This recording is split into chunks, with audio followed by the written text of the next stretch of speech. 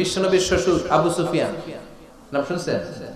বদরের যুদ্ধে বিশ্বনবীর বিরুদ্ধে, মক্কায় বিশ্বনবীর ঘুমাতে দেয় নাই, উহুদের যুদ্ধে বিশ্বনবীর সাথে ফাইট, খন্দকের যুদ্ধে বিশ্বনবীর সাথে মারামারি, আহজাবের যুদ্ধে কিলাকিলি, সারাটা জীবন বিশ্বনবীর সাথে মারামারি, মক্কা বিজয়ে কালিমা পড়ে মুসলমান হয়েছে।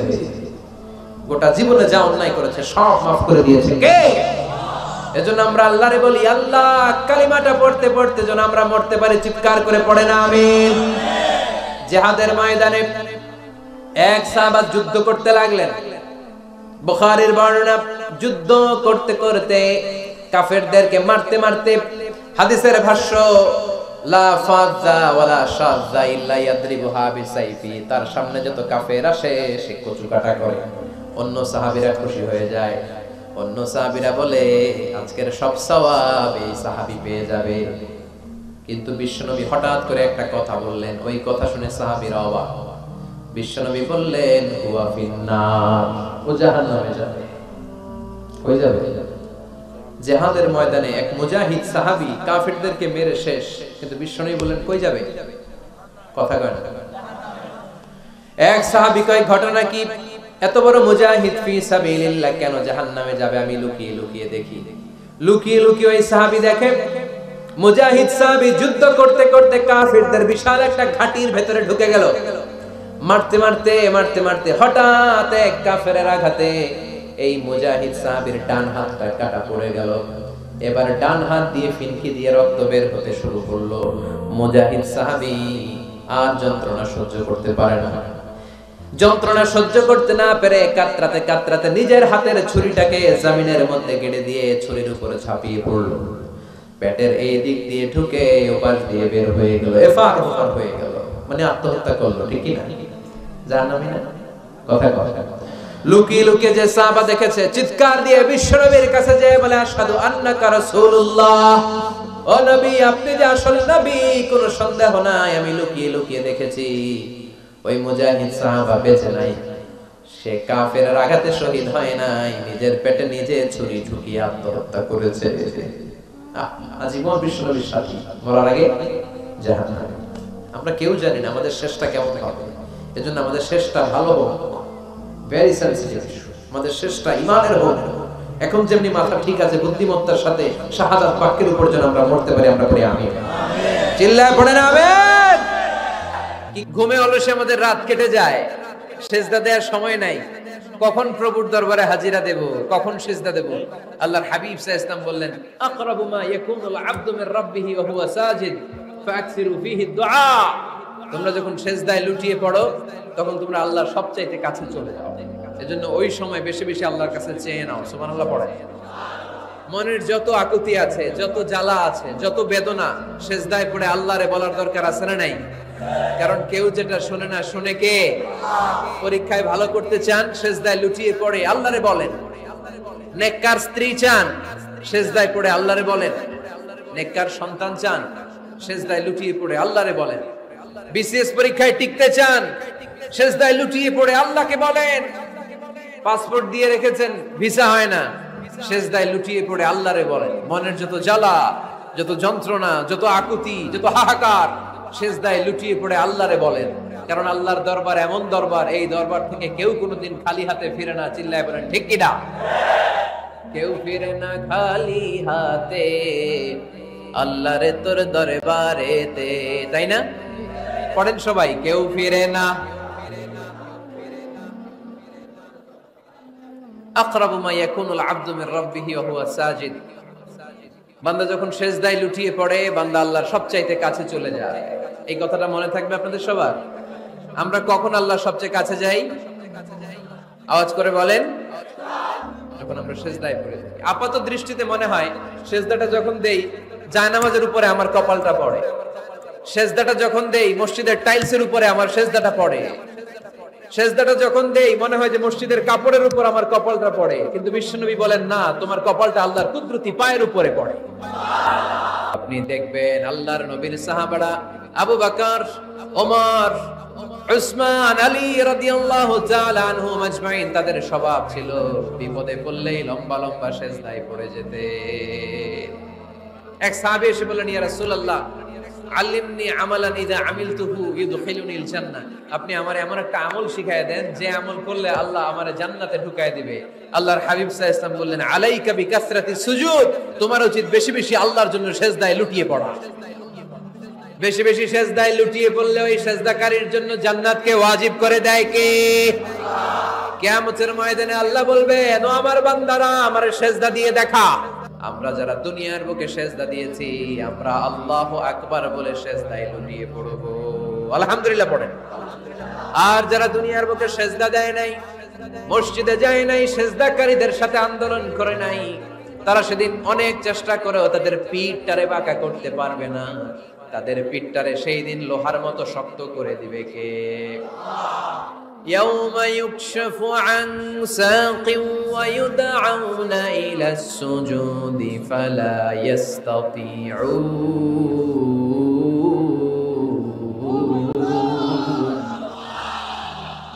সেদিন আল্লাহ তাআলা উনার পায়ের গোছা উন্মুক্ত করবেন, পায়ের গোছা দেখাবেন আর বলবেন, সেজদা দাও, সেজদা দাও। কারা দুনিয়াতে সেজদা দিয়েছো এখনই টের পাওয়া যাবে। আমরা আল্লাহু আকবার বলে সেজদায় লুটিয়ে পড়ব।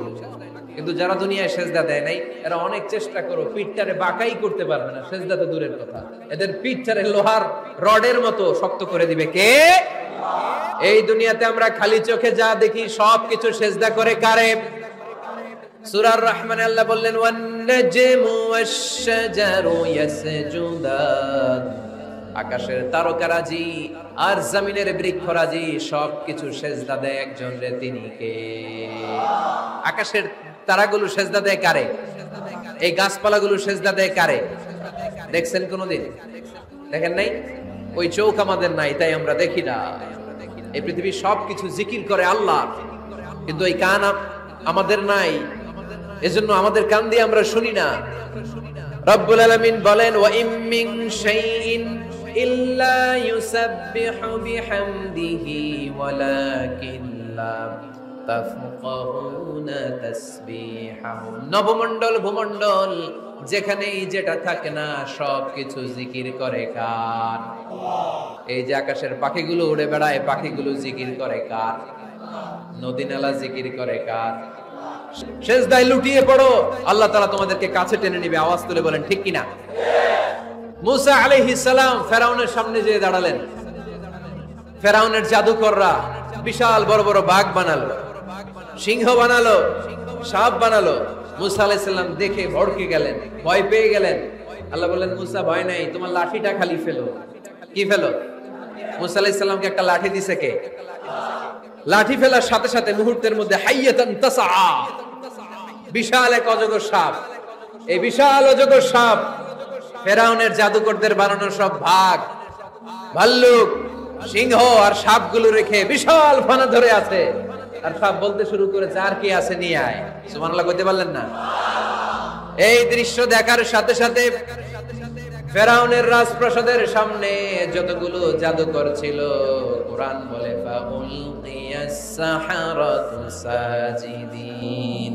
এই দৃশ্য দেখা মাত্রই ফেরাউনের নিয়ে আসা বড় বড় জাদুকরগুলো মুসা আলাইহিস সালামের সামনে দাঁড়িয়ে আল্লাহর জন্য সিজদায় লুটিয়ে পড়েছে।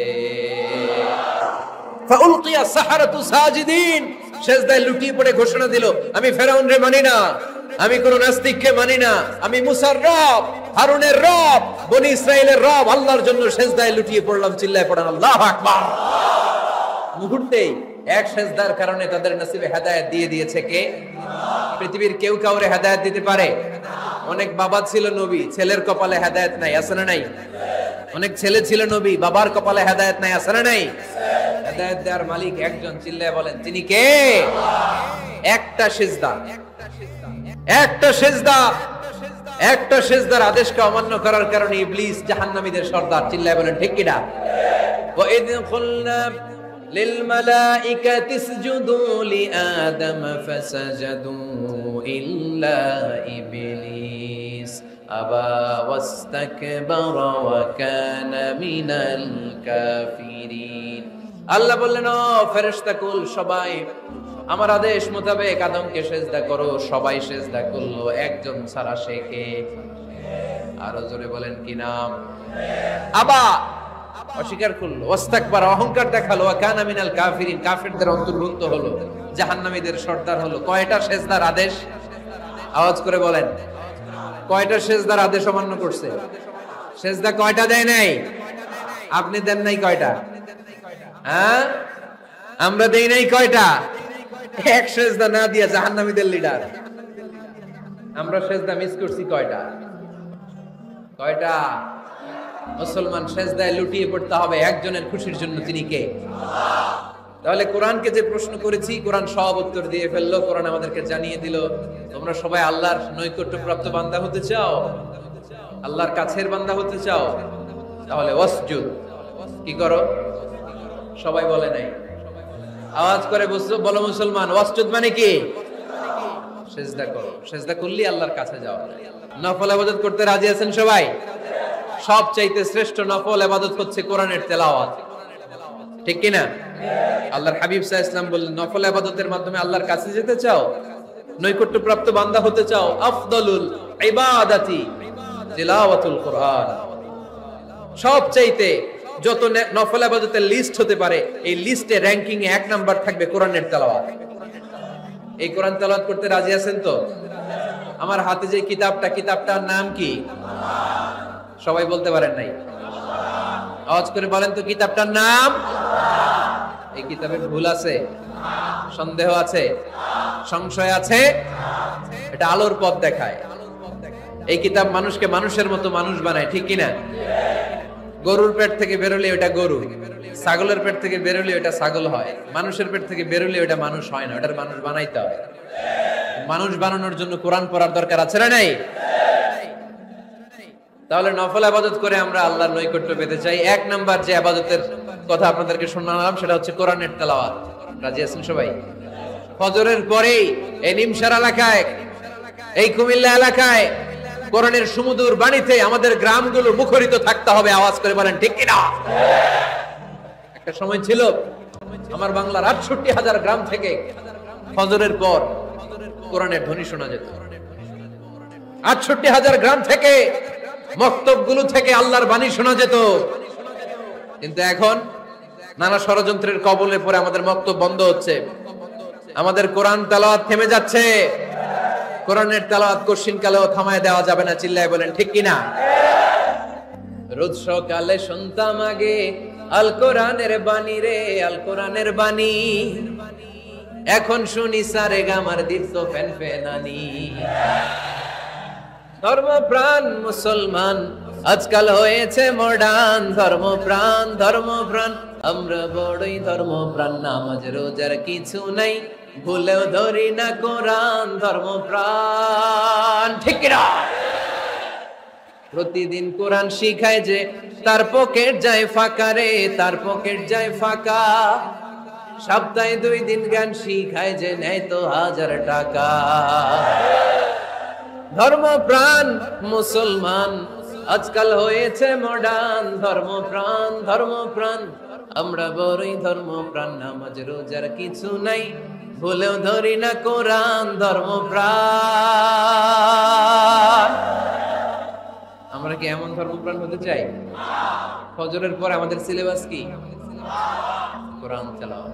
আওয়াজ করে সবাই বলেন, ফজরের সালাতের পরে আমাদের প্রতিটি পরিবারে, প্রতিটি ঘরের সিলেবাস কি? তাহলে কোরআন তেলাওয়াত করব। 2 নাম্বার তাহাজ্জুদের সালাত পড়ব।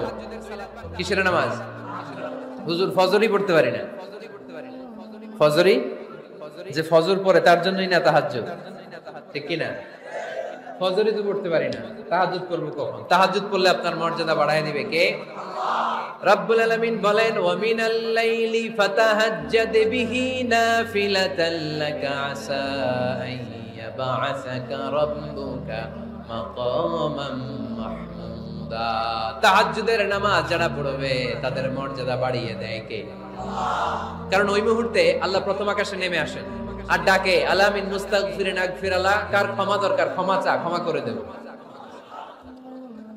আলা মিন মুস্তাকসিন আকসুলা, কার খাবারের দরকার, পোশাকের দরকার, চাও দিয়ে দেব। চাও, কার কি লাগবে চাও, আমি দিয়ে দেব। এজন্য শেষ রাতের দোয়া আল্লাহ কবুল করে। এই যে রমজান আসতেছে না সামনে, কোন মাসে রমজান? এপ্রিলে। রমজানে তাহাজ্জুদ পড়ার একটা সুবর্ণ সুযোগ, কারণ সাহারি খাওয়ার জন্য তো ওঠাই লাগে। একটু তাহাজ্জুদের অভ্যাস করবো আমরা। রাজি আছি তো সবাই? 3 নম্বর নফল ইবাদত হচ্ছে দোয়া। সবাই সবার জন্য দোয়া করো। অনেকে কয় হুজুর আমার দোয়া আমি করবো, ওরটা ওই করবো, এর লাগে আমি করব কেন? আছে না নাই? এটা ভুল। নিজের জন্য করবেন, অন্যের জন্য করবেন। মা মিন আবদিন মুসলিম ইয়াদউ লি আখিহিল মুসলিম ইল্লা ক্বালা লাহুল মালাকু ওয়া লাকা বিমিসলিন। কোন বান্দা যখন তার ভাইয়ের জন্য দোয়া করে, ফেরেশতারা বলে আল্লাহ এই দোয়াটা যে দোয়া করছে আগে তার জন্য কবুল করে নাও। আপনি দোয়া করলেন আল্লাহ আমার ভাই অসুস্থ, তারে সুস্থ করে দাও। ফেরেশতারা বলে আল্লাহ যিনি দোয়া করতেছে তার যদি কোনো অসুস্থতা থাকে আগে তারে সুস্থ করে দাও। তাহলে অন্যের জন্য দোয়া করলে লাভ আছে না নাই? দোয়া করতে জানে না অনেকে। দোয়ার আলোচনা আছে আমার, ইউটিউবে সার্চ দিবেন দোয়া, মিজানুর রহমান আসারি পেয়ে যাবেন। It's an art. দোয়াটা একটা শিল্প। এটার মধ্যে চোখের পানি জুড়ে দিবেন, আবেগ জুড়ে দিবেন, মুহূর্তেই আরশের মধ্যে যে নক করবেন। সুবহানাল্লাহ কইবেন না? 2 ফোঁটা পানি আল্লাহর কাছে প্রিয়। আওয়াজ করে বলেন কয় ফোঁটা?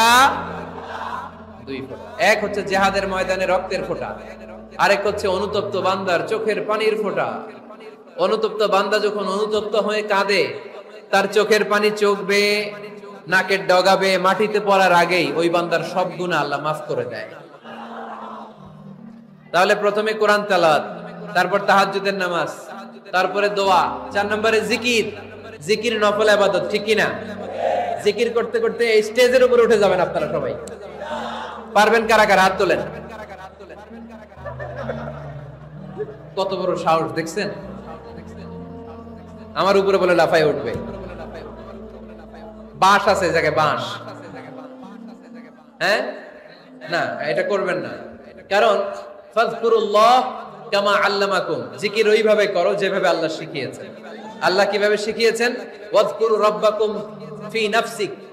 দেখেন জিকির করার পদ্ধতি কোরআন থেকে শুনেন। মনে মনে করো, তাদাররুআন সবিনয়ে করো, খাইফাতান ভীত বিহবল চিত্তে করো, দুনাল জাহরি মিনাল কওল অনুচ্চ স্বরে, বেশি আওয়াজ করে লাফালাফি করো না। এটা হচ্ছে জিকির করার পদ্ধতি। জিকির করার পদ্ধতি আল্লাহর হাবিব শিখালেন, আহাব্বুল কালামি ইলাল্লাহি আরবাআ, আল্লাহর কাছে সবচেয়ে প্রিয় কথা কয়টি? 1 নাম্বার সুবহানাল্লাহ, 2 নাম্বার আলহামদুলিল্লাহ, 3 নাম্বার লা ইলাহা ইল্লাল্লাহ, 4 নাম্বার আল্লাহু আকবার। এর চেয়ে শ্রেষ্ঠ জিকির আর হতে পারে? আবার আল্লাহর হাবিব সাল্লাল্লাহু আলাইহি ওয়াসাল্লাম বললেন, মান ক্বালা লা ইলাহা ইল্লাল্লাহ দাখালাল জান্নাহ, একবার লা ইলাহা বলে যে মরতে পারবে তার জন্য জান্নাত ওয়াজিব করে দিবে কে? আল্লাহ। এই জিকিরগুলো করবেন হাতের গিড়ায়। আঙ্গুলের গিড়া আছে না? ডান হাত তুলেন তো, এরকম গিড়াগুলো দেখান তো আমারে, এইভাবে সুবহানাল্লাহ সুবহানাল্লাহ সুবহানাল্লাহ। এটা সুন্নাত, পাওয়া যাবে? আব্দুল্লাহ ইবনে আমর ইবনে আল আস বলেন, রাআইতু রাসূলুল্লাহি সাল্লাল্লাহু আলাইহি ওয়াসাল্লাম ইয়াকিদু তাসবিহা বিয়ামিনি, আমি নিজ চোখে আল্লাহ রাসূল সাল্লাল্লাহু আলাইহি ওয়াসাল্লামকে ডান হাতের গিড়াতে এরকম তাসবিহ পড়তে দেখেছি। সুবহানাল্লাহ পড়েন। নীরবে নিঃশব্দে জিকির করবেন। হ্যাঁ এটা ঠিক। তালিমের জন্য একটু আওয়াজ করে প্রয়োজনে মাঝে মাঝে জিকির করা যায়। যেমন এইভাবে পড়েন, সুবহানাল্লাহ আলহামদুলিল্লাহ লা ইলাহা ইল্লাল্লাহ, সুবহানাল্লাহ আলহামদুলিল্লাহ লা ইলাহা ইল্লাল্লাহ মুহাম্মাদুর রাসূলুল্লাহ সাল্লাল্লাহু আলাইহি ওয়াসাল্লাম। এই যে আপনাদেরকে এখন আমি তালিম দিলাম, এই তালিমের উদ্দেশ্যে সুন্দরভাবে অল্প আওয়াজে জিকির করা যায়, কিন্তু চিৎকার চেঁচামেচি করে লাফালাফি করে জিকির করা যাবে? শেষ কথা, মানুষকে খাওয়াবেন। মানুষকে কি করবেন? খাওয়ানোর চেয়ে ভালো নফল ইবাদত আছে? কি করবেন? খাইবেন। কি করবেন? খাওয়াতে রাজি আছেন তো? কিয়ামতের দিন আল্লাহ তাআলা বলবে, এই বনি আদম, আমি তোমার কাছে খাবার চাইছিলাম, তুমি আমারে খাবার দাও নাই। বনি আদম বলবে, আল্লাহ আপনি যদি খাবার চাইতেন খাবারের বস্তা নিয়ে যাইতাম। আল্লাহ তাআলা বলবেন, এই যে না খেয়ে থাকা পথ শিশুগুলো, শীতের রাতে শুয়ে থাকা না খেয়ে থাকা শিশুগুলো খাবার চেয়েছিল, তুমি খাবার দাও নাই। ওদেরকে খাওয়ালেই আমি আল্লাহকে খাওয়ানো হয়ে যেত। এজন্য মানুষকে খাওয়াবেন। রাজি আছেন তো? জিতেছে আমাদের ভালোবাসা, হেরেছে ওদের হিংসার ষড়যন্ত্র। আজকের আলোচনার বিষয় how to get closer to Allah, কি করে আমরা আল্লাহর কাছের বান্দা হতে পারি। Prostrate and be closer to me, সেজদায় লুটিয়ে পড়ো আর আমার কাছে চলে আসো। বান্দা যখন সেজদায় লুটিয়ে পড়ে তখন বান্দা আল্লাহ তাআলার সবচেয়ে কাছে চলে যায়। সব তিনি দেখতে পান, সব তিনি শুনতে পান। সাত আকাশের উপর সিদরাতুল মুনতাহা, তার উপরে আল্লাহর আরশ, তার উপরে আল্লাহর কুরসি, সেখানে আল্লাহ তাআলা সমাসীন। এই আরশের উপর থেকে আল্লাহ তাআলা জমিনের অতল গহ্বরে, কোন জঙ্গলে, কোন গুহার ভিতরে কোন পিপিলিকাও যদি হেঁটে যায়, আল্লাহ বলে এত উপর থেকে ওই পিঁপড়ার হেঁটে চলার পায়ের আওয়াজটাও আমি আল্লাহ শুনতে পাই। এজন্য কেউ যেটা শোনে না শোনে কে? কেউ যেটা দেখে না দেখে কে? কেউ যেটা পারে না পারে কে? আওয়াজ করে বলেন, আল্লাহ কি আমাদের কাছে না দূরে?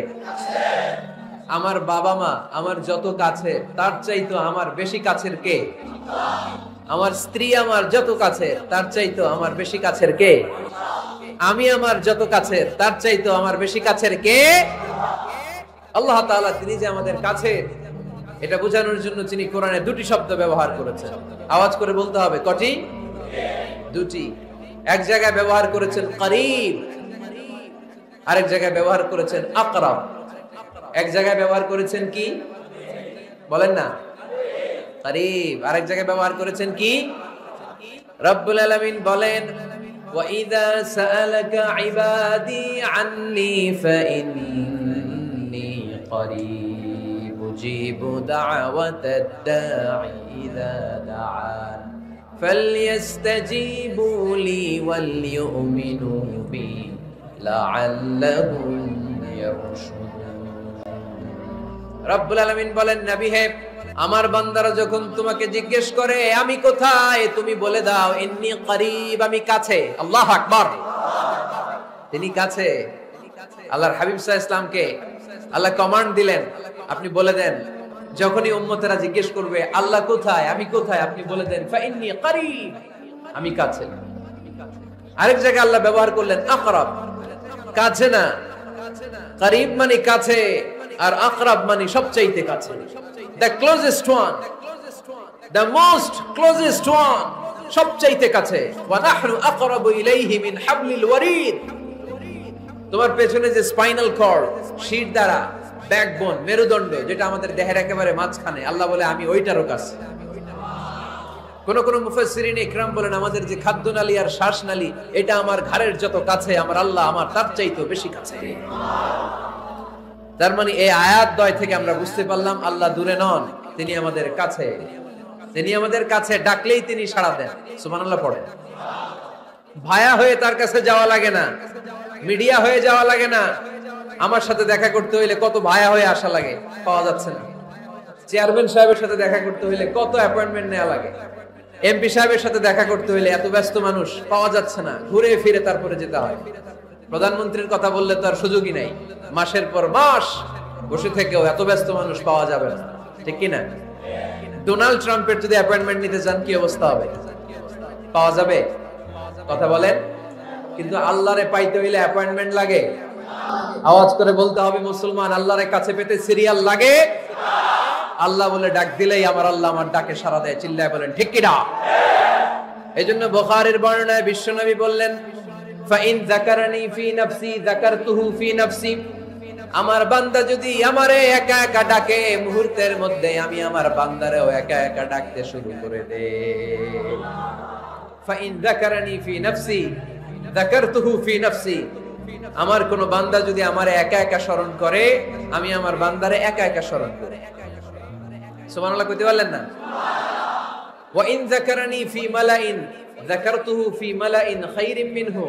আর আমার বান্দা যদি আমাকে একা একা স্মরণ না করে বিশাল মহাসমাবেশে স্মরণ করে, তাহলে আমি আল্লাহ তাআলা আমার আরশে ফেরেশতাদেরকে নিয়ে এর চেয়ে বড় মহাসমাবেশ করে আমার বান্দারে স্মরণ করি। ওয়া ইন তাকাররাবা ইলাইয়া বিশিবরিন তাকাররাবতু ইলাইহি যিরাআন। আমার বান্দা যদি আমার দিকে এক বিঘত আসতে চায়, আমি আমার বান্দার দিকে এক হাত এগিয়ে যাই। আপনি এক হাত আল্লাহর কাছে যেতে চাইলে আল্লাহ এক হাত এগিয়ে যায়। ওয়া ইন তাকাররাবা ইলাইয়া দিরাআন তাকাররাবতু ইলাইহি বাআন। আমার কোন বান্দা যদি আমার দিকে এক হাত এগিয়ে আসে, আমি আমার বান্দার দিকে দুই হাত এগিয়ে যাব। ওয়া ইন আতানি ইয়ামশি আতাইতুহু হারওয়ালা। আমার বান্দা যদি আমার দিকে হেঁটে হেঁটে আসতে চায়, আমি আমার বান্দার কাছে যাওয়ার জন্য দৌড়ে দৌড়ে ছুটে যাই। আল্লাহর হাবিব সাল্লাল্লাহু আলাইহি ওয়াসাল্লাম লম্বা সময় ধরে রাতে সিজদায় পড়ে থাকতেন। আল্লাহর হাবিব সাল্লাল্লাহু আলাইহি ওয়াসাল্লামের সাহাবারা সব সময় লম্বা লম্বা রুকু দিতেন, লম্বা লম্বা সিজদা দিতেন। কিন্তু আমরা রুকুর মধ্যে তাড়াহুড়ো করি, সিজদা দিতে যে তাড়াহুড়ো করি, এরকম আছে না? না, নিমশার এলাকায় এরকম কেউ নাই আলহামদুলিল্লাহ। আপনারা তাড়াহুড়ো করেন? করবেন না আমার ভাইয়েরা। There is no rushing in salah. সালাতে তাড়াহুড়ো নেই। There is no hastiness in salah. সালাতে কোনো তাড়াহুড়ো নেই। সল্লু সালাতান মুআদ্দি'। এমন ভাবে নামাজে দাঁড়াবেন মনে করবেন এটাই হতে পারে আমার জীবনের শেষ নামাজ, ঠিক কি না? Perform the salah as if this is your last and final prayer. এমন ভাবে মুসল্লায় দাঁড়ান মনে করেন এটাই হতে পারে জীবনের শেষ নামাজ। This is my last chance. কেউ যদি বলে আসরের যে নামাজটা পড়বেন এটাই আপনার জীবনের শেষ নামাজ, ওই নামাজ আপনি তাড়াহুড়া করবেন? কথা বলেন। আরে কাঁদতে কাঁদতে আপনি শেষ। এত সুন্দর ওযু বানাবেন, এত সুন্দর আতর মেখে জায়নামাজ বিছিয়ে পাঞ্জাবিটা পরে আপনি নামাজে দাঁড়াবেন। রুকুতে কি সুন্দর রুকু করবেন, লম্বা সময় সিজদা করে চোখের পানি দিয়ে তো সেদিন আপনার জায়নামাজ আপনি ভিজিয়ে দিবেন, ঠিক কি না? কেন এমনটা করবেন? কারণ আপনি জেনে গিয়েছেন এটাই আমার শেষ নামাজ, তাই না? তো প্রতিটা নামাজের সময় এই জিনিসটা ভাবলে সমস্যা কোথায়? আমরা যে আরো আধা ঘন্টা এখানকার সবাই বেঁচে থাকবো কোনো গ্যারান্টি আছে? আরো 10 মিনিট হায়াত পাবো, গ্যারান্টি? 5 মিনিট, 2 মিনিট শ্বাস যেটা নিলাম, ব্রেথ ইন করলাম, এটার ব্রেথ আউট করতে পারবো, কোনো গ্যারান্টি আছে? তো প্রতিটা সালাতের মুসল্লায় যখন দাঁড়াই এই চিন্তাটা আমাদের মাথায় আসে না কেন যে এটাই আমার শেষ নামাজ? সল্লু সালাতান মুআদ্দি'। আমার প্রিয় কুমিল্লাবাসী ভাইয়েরা, যখনই নামাজে আমরা দাঁড়াবো আমরা ভাববো হতে পারে এটাই আমার জীবনের শেষ নামাজ, এটাই জীবনের, ভাবা যাবে? আর লম্বা চূড়া রুকু করবেন, লম্বা সিজদা করবেন, রুকুতে পিঠটা সোজা রাখবেন। আল্লাহর হাবিব সাল্লাল্লাহু আলাইহি ওয়াসাল্লাম যখন রুকু করতেন পিঠটা থাকতো স্ট্রেট ফরওয়ার্ড, বাঁকাও না উঁচুও না। ওয়াকানা বাইনা যালিক। সাহাবারা বলতেন আল্লাহর হাবিব সাল্লাল্লাহু আলাইহি ওয়াসাল্লামের রুকুর পিঠের উপরে পানি ভর্তি কোনো গ্লাস রেখে দিলে গ্লাসটাও কাঁপবে না, পানিটাও পড়বে না। তার মানে বাঁকা ছিল পিঠ, তাই না? কি ছিল? সোজা। আবার আল্লাহর হাবিব সাল্লাল্লাহু আলাইহি ওয়াসাল্লাম বললেন সবচেয়ে বড় চোর যে নামাজে চুরি করে। সাহাবারা বললেন কাইফা ইয়াসরিকু ফিস সালাহ, নামাজে কেমনে চুরি করে? আল্লাহর হাবিব সাল্লাল্লাহু আলাইহি ওয়াসাল্লাম বললেন ইয়াসরিকু ফি রুকুইহি ওয়া সুজুদিহি, রুকু সিজদায় চুরি করে। এরকম নামাজ চোর আছে না নাই? রুকু থেকে সোজা হয়ে দাঁড়িয়ে কয়েক সেকেন্ড আপনি রিল্যাক্স করবেন। প্রথম সিজদা দিয়ে আপনি সোজা হয়ে বসে কয়েক সেকেন্ড রিল্যাক্স করবেন। কি করবেন? রিল্যাক্স। আওয়াজ করে পড়েন সবাই, রিল্যাক্স। নামাজে তাড়াহুড়ো নাই, সালাত হচ্ছে মেডিটেশন, রিল্যাক্স। এক সিজদা দিয়ে বসে আপনি রিল্যাক্স করবেন ধীরস্থির ভাবে, এরপরে দ্বিতীয় সিজদায় যাবেন। অনেকে সিজদা প্রথমটা দিয়ে কোন রকম মাথাটা তুইলেই আবার সিজদায় দৌড় মারে, আছে না নাই? রুকু থেকে স্ট্রেট ফরওয়ার্ড দাঁড়ানোর কথা, দাঁড়িয়ে 1-2 সেকেন্ড রিল্যাক্স করার কথা, ওইটা না করে রুকু থেকে কোন রকম মাথা তুলেই আবার সিজদায় দৌড় মারে, এরকম ডাকাত আছে না নেই? এরাই সালাত চোর। আমরা যেন নামাজ চোরের খাতায় নিজেদের নাম না তুলি, আমরা যেন বেশি বেশি আল্লাহর সিজদা দেই। তাহলে কোরআন আমাদেরকে জানালো আমরা যদি আল্লাহর কাছে যেতে চাই কি করতে হবে? বইলা গেছি, খাইয়া ফেলাইছি। আওয়াজ করে বলেন কি করবেন? আল্লাহর হাবিব সাল্লাল্লাহু আলাইহি ওয়াসাল্লাম সব সময় লম্বা লম্বা সিজদায় পড়ে থাকতেন। আল্লাহর নবীর সাহাবারা সব সময় লম্বা লম্বা সিজদায় পড়ে থাকতেন। আল্লাহ বলেন তারাহুম রুকআন সুজদা। আপনি দেখবেন আল্লাহর নবীর সাহাবারা আবু বকর, ওমর, উসমান, আলী রাদিয়াল্লাহু তাআলা আনহুম আজমাইন, তাদের স্বভাব ছিল বিপদে পড়লেই লম্বা লম্বা সিজদায় পড়ে যেতে। এক সাহাবী এসে বললেন ইয়া রাসূলুল্লাহ আল্লিমনি আমালান ইযা আমিলতুহু ইউদখিলুনিল জান্নাহ, আপনি আমারে এমন একটা আমল শিখায় দেন যে আমল করলে আল্লাহ আমারে জান্নাতে ঢুকায় দিবে। আল্লাহর হাবিব সাল্লাল্লাহু আলাইহি ওয়াসাল্লাম বললেন, আলাইকা বিকাসরাতিস সুজুদ, তোমার উচিত বেশি বেশি আল্লাহর জন্য সিজদায় লুটিয়ে পড়া। বেশি বেশি সিজদায় লুটিয়ে পড়লে ওই সিজদাকারীর জন্য জান্নাতকে ওয়াজিব করে দেয় কে? কিয়ামতের ময়দানে আল্লাহ বলবেন, ও আমার বান্দারা আমারে সিজদা দিয়ে দেখা। আমরা যারা দুনিয়ার বুকে সিজদা দিয়েছি, আমরা আল্লাহু আকবার বলে সিজদায় লুটিয়ে পড়ব। আলহামদুলিল্লাহ পড়েন। আল্লাহ সব সময় ধরে না, কিন্তু ধরলে ধরে ধরে ধরে না, ধরলে আল্লাহ ধরলে ছাড়ে না, কিন্তু সব সময় ধরে না। সুবহানাল্লাহ পড়েন। আল্লাহ ছাড় দেয় কিন্তু ছেড়ে দেয় না। মুখস্থ থাকবে কথাটা। আল্লাহ কি দেয়? কি দেয় না? ফেরাউনকে কি দিছিল? ছাড় দিছে। নমরুদরে কি দিছে? এখনো দেখা যায় আল্লাহ অনেকরে কি দেয়, কিন্তু সে আল্লাহ তাদেরকে ছেড়ে দেয় আর নয়। চিল্লায় বলেন ঠিক কি না? আল্লাহ ডেকে বললেন, গোলাম এই কার্পেটের মতো জমিন বানালাম, বিমান দিয়ে তাকালে দেখবা কি সুন্দর কার্পেট। আমিনতুম মান ফিস সামাই আন ইয়াখসিফা বিকুমুল আরদা ফাইযা হিয়া তামুর। এই কার্পেটের নিচে এমন আগুন আমি রেখে দিয়েছি, জমিনটা যদি কেঁপে ওঠে আগুন বের করে দিবে কে? তোমরা কি মনে করছো তোমরা বেঁচে যাবা? ইয়াখসিফা বিকুমুল আরদ, খাসাফ মানে ল্যান্ডস্লাইড, ভূধস। খাসাফ মানে কি? ভূমিধস। কারণ কি এই শাস্তি দিয়ে মারছে। এখানে বলছে ইয়াখসিফা, ওখানে বলছে ফাখাসাফনা বিহি ওয়া বিদারিহিল আরদ। ল্যান্ডস্লাইড, ভূমিধস দিয়ে সব শেষ করে দিতে পারে কে? ভূমিকম্প দিয়ে শেষ করে দিতে পারে কে? এই মাটির ভিতরে আগুন আছে না নাই? ওয়াল বাহরিল মাসজুর, আল্লাহ বলে ফুটন্ত টকবকে সাগরের কসম আমি খাই।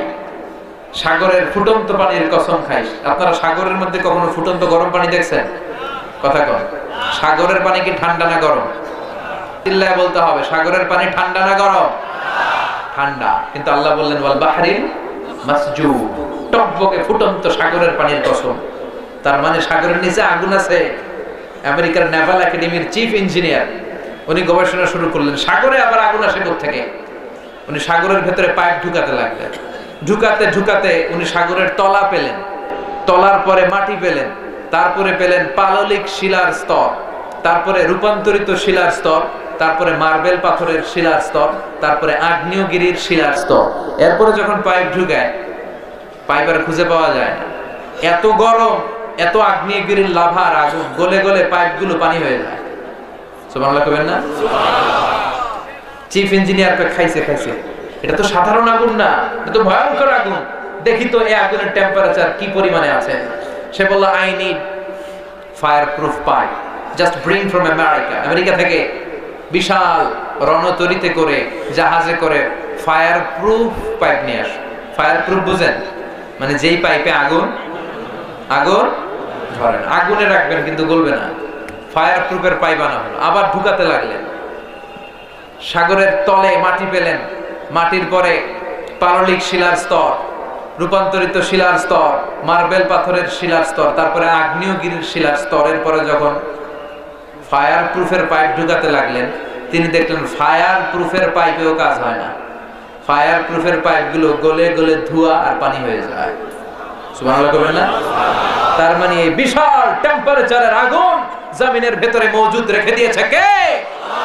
আল্লাহ বলতে চান, আল বাহরু জুনদুম মিন জুনুদিল্লাহ, আর রিহ বাতাস জুনদুম মিন জুনুদিল্লাহ, আল্লাহর সৈনিক। আগুন জুনদুম মিন জুনুদিল্লাহ, আল্লাহর সোলজার। পানি আল্লাহর সোলজার। মুহূর্তের মধ্যে একটা ঝাপটা যদি কক্সবাজারের 50 ফিটের ঝাপটা বাংলাদেশে আসে, জাস্ট শট ডাউন, এক ঝাড়ু মেরে 150 কোটি মানুষ সাগরের ভিতরে ভরে ফেলতে পারে কে? আল্লাহ। বাতাসের গতিটা বাড়িয়ে যদি 70 কিলোমিটার বেগে ছাড়ে, 150 কিলোমিটার বেগে ছাড়লে ফেনী খুঁজে পাওয়া যাবে নাকি? ফেনী মুহূর্তের মধ্যে হয়ে যাবে হেনি। কথা কন। আর বাড়ি ফেনী, আর সাইড হেনি রেনি, আছে না নাই? শেষ। একটা বাতাসের ধাক্কা আসলে শেষ। একটা ভূমিকম্প, আপনারা 2004 সালে একটা ভূমিকম্প হয়েছে না? কি নাম ছিল? সুনামি। ইন্দোনেশিয়ার বান্দা আচেহতে 3 লক্ষ শেষ, তামিলনাড়ুতে 1.5 লাখ শেষ, শ্রীলঙ্কায় 50,000 নাই। খালি একটা ধাক্কা মুহূর্তের মধ্যে মানুষগুলোর সাগরের অতল গহ্বরে ঢুকায় দিল কে? সে আল্লাহ বললেন, ভেবেছিস কার্পেট করে দিছে, এই কার্পেটের ভিতরে আগুন আছে না নাই? আবার আল্লাহ বললেন, আমিনতুম মান ফিস সামাই আন ইউরসিলা আলাইকুম হাসিবা ফাসাতা'লামুনা কাইফা নাযীর। হাসিবা, নিচে আমি আগুন রেখেছি, উপরে রেখেছি ঝঞ্ঝা বিক্ষুব্ধ মেঘ। এই মেঘের মধ্য দিয়ে শিলাবৃষ্টি দেওয়ার ক্ষমতা আল্লাহর আছে না নাই? হাসিবা মানে হচ্ছে পাথর বৃষ্টি। অনেক জাতিকে আল্লাহ তাআলা তাদের পাপ অন্যায়ের কারণে পাথর বৃষ্টি দিয়ে শেষ করে দিয়েছে, আছে না নাই? আপনারা কওমে লুতের নাম শুনেছেন? হোমোসেক্সুয়ালিটি, সমকামিতার কারণে যে আমেরিকার কয়েকটা স্টেটে তারা এই হোমোসেক্সুয়ালিটিকে লিগ্যালাইজ করেছে। বাংলাদেশও রেইনবো রংধনুর এক সংগঠন আছে, এরা হোমোসেক্সুয়ালিটিকে সরকারিভাবে অনুমোদনের দাবি জানাচ্ছে। এদের সাথে বাংলার জনগণের কোনো সম্পর্ক নাই, চিল্লায় বলো ঠিক কিনা? এরা সমকামিতা ঢুকাতে চায়। একটা পশু আর একটা পুরুষ পশুর দিকে যায় না, একটা পুরুষ কুকুর আর একটা পুরুষ কুকুরের দিকে যায় না। তারা মানুষের মধ্যে অশ্লীলতা, অসভ্যতা ছড়াতে চায়। কওমে লূতের এই বদখাসলতের কারণে আল্লাহ তাআলা ফাআখাযাতহুমুস সাইহা, সাইয়েদনা জিবরাইল এসে একটা চিৎকার দিলেন। মুহূর্তের মধ্যে ওই চিৎকারের আওয়াজে কওমে লূতের গাদ্দারগুলোর কানের পর্দা ফেটে সব লাশ হয়ে জমিনে পড়ে রইল। ফাজাআলনা আলিয়াহা সাফিলাহা, আল্লাহ বলেন জিবরাইল পুরো জায়গাটার জর্ডান এলাকার মাটিটারে হাতের মধ্যে তুলে উপর করে উল্টে দাও, উপরের মাটি নিচে, নিচের মাটি উপরের ভিতরে করে দিল কে? এরপর আল্লাহ বললেন ফামতারনা আলাইহিম হিজারাতাম মিন সিজ্জিল, আকাশ থেকে পাথরের বৃষ্টি ঢাললাম। যে আল্লাহ জর্ডানে পাথরের বৃষ্টি মারতে পারে, ওই আল্লাহ ঢাকাতে মারতে পারে কি পারে না? ফেনীতে মারতে পারে কি পারে না? চট্টগ্রামে নাকি ওই আল্লাহর ক্ষমতা আজ ওই রকম নাই? কথা বলেন। শিলাবৃষ্টি দিতে পারে, শিলাবৃষ্টি তো ফেনীতে হয় না, না দেখছেন? হ্যাঁ, সাগরের উপরে পড়লে সাগরও মরে যায়, এত বড় বড় শিলা পড়ে। টিনের চাল ভেঙেছে, আমি দেখেছি। বিল্ডিং ভেঙেছে, গাছ ভেঙে শেষ, ক্ষেত খামার ফসল সব শেষ শুধু শিলাবৃষ্টিতে। আবার মাঝে মাঝে অ্যাসিড বৃষ্টি হয় পৃথিবীর অনেক দেশে, অগ্নি বৃষ্টি হয়, পাথর বৃষ্টি হয়, উল্কা বৃষ্টি হয়। এক একটা উল্কা পড়লে ফেনীর অবস্থা কি হবে? কথা কম। উল্কা চিনেন? বিশাল বিশাল পাথরের খণ্ড মহাকাশে ঘুরে বেড়ায়। এগুলো মাধ্যাকর্ষণ শক্তি ভেদ করে মাঝে মাঝে পৃথিবীতে ঢুকে। অবশ্যই এগুলো মহাশূন্য থেকে পৃথিবীতে আসার আগে জ্বলে ছাই হয়ে যায়, কিন্তু মাঝে মাঝে ছাই হতে পারে না, পৃথিবীতে এসে পৌঁছায়। বড় বড় বড় শিলাখণ্ড। এরকম সবচেয়ে বড় উল্কা পৃথিবীতে পড়েছিল সাউথ আফ্রিকার একটা সিটিতে, নাম হোবা। হোবা শহরে পৃথিবীর সবচেয়ে বড় উল্কাটা পড়েছিল। এটার ওজন ছিল 60 মেট্রিক টন। এই মাহফিলের উপর যদি এখন একটা পড়ে, কথা কন, কই যাবেন? বাঁচানোর কেউ আছে? এরপরও গাদ্দার নাস্তিক গুলো আল্লাহর খুঁজে পায় না। এরপরে ওরা আল্লাহ দেখে না, আল্লাহর চিনে না, ইসলাম মানতে চায় না, কোরআন মানতে চায় না, কোরআনের বিরুদ্ধে কথা বলতে চায়। আল্লাহ বলে নজর করে দেখ, জমিনের ভেতরে আমি আগুন প্রস্তুত করে রেখেছি, আকাশের উপরে আমি আযাব প্রস্তুত করে রেখেছি। যে পরিমাণে অন্যায় বাংলার জমিনে হয়, যে পরিমাণে সুদ খাওয়া হয়, ঘুষ খাওয়া হয়, যৌতুকের জন্য নারীদের উপর অত্যাচার করা হয়, যেই পরিমাণে এই দেশে গুম হয়, ক্রস ফায়ার হয়, অন্যায়ভাবে ফাঁসির আদেশ হয়, যেই পরিমাণে এই বাংলার জমিনে অত্যাচার হয়, অনাচার হয়, যে কোনো মুহূর্তে উল্কাপিণ্ড, পাথরের বৃষ্টি, অগ্নি বৃষ্টি, শিলা বৃষ্টি দিয়ে মুহূর্তে বাংলার জমিনে শেষ করে দিতে পারে কে? শুধু বিশ্বনবীর দোয়ার বরকতে আল্লাহ বললেন ওয়া আরসালা আলাইহিম তায়রান আবাবিল, আবার কাবা ভাঙতে এলে পাঠাওয়া বাবিল, দাও খোদা দাও এথায় আবার উমর দারাজ দিল। সুবহানাল্লাহ পড়েন, চিল্লায় পড়েন সুবহানাল্লাহ। এই পাখির কথা কোরআনে আছে না নাই? সাইয়েদনা সুলাইমান আলাইহিস সালামের কিন্তু একটা স্পেশাল পাখি ছিল, কি নাম? সবাই বলেন। এটা এই পাখির চোখের জুমিং পাওয়ার এত বেশি ছিল, উপর থেকে তাকালেই বুঝতে পারতো জমিনের কয় হাজার ফিট নিচে মিষ্টি পানি আছে। এগুলো দেখে কয় হাজার ফিট আছে এই তথ্যগুলো সাইয়েদনা সুলাইমানকে সরবরাহ করত। আবার আপনারা যখন জান্নাতে যাবেন, জান্নাতীদেরকে পাখির ভুনা গোশত খাওয়াবে কে? ولحم طير مما يشتهون